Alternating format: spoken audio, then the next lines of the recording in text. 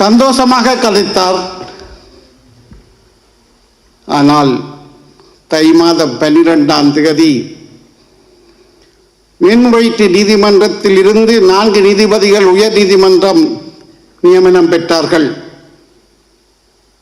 4 வெற்றிடம் மேல்முறையீட்டு நீதிமன்றில் நான் 1வது மேல் நீதிமன்ற நீதிபதியாக இருக்கின்றேன். 8 நாட்கள் தான் இருக்கின்றன. 61 வயது முடிவடைவதற்குள் பதவியுயர்வு வழங்கப்பட வேண்டும். அதான் சட்டம்.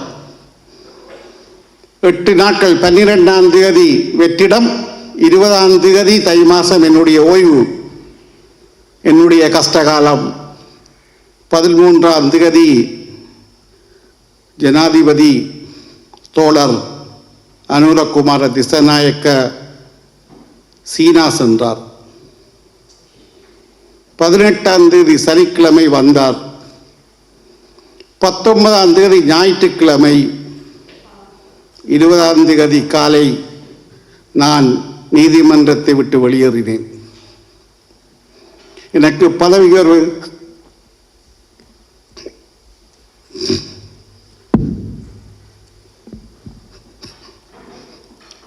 தந்திருந்தால் இன்னும் 4 ஆண்டுகள், 2 ஆண்டுகள் மேன்முறையீட்டு நீதிமன்றம்,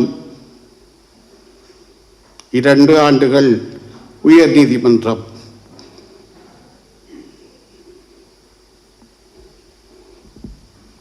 டெஸ்டினி என்று சொன்னார்கள், தலை விதி என்றார்கள்.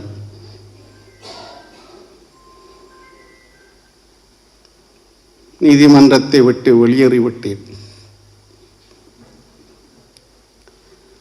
4 கடிதங்கள் எழுதினேன். நான் விரும்பி ஓய்வு பெறவில்லை, கட்டாயப்படுத்தி ஓய்வு பெறப்பட்டேன் என 4 கடிதத்துக்கும் எனக்கு பதில் கிடைக்கவில்லை. ஆனால் நான் ஜனாதிபதி நல்லவர், நான் நீதிபதி, யாரையும் குறை சொல்லக்கூடாது. குறை சொல்லும் இடத்தில் நானும் இல்லை.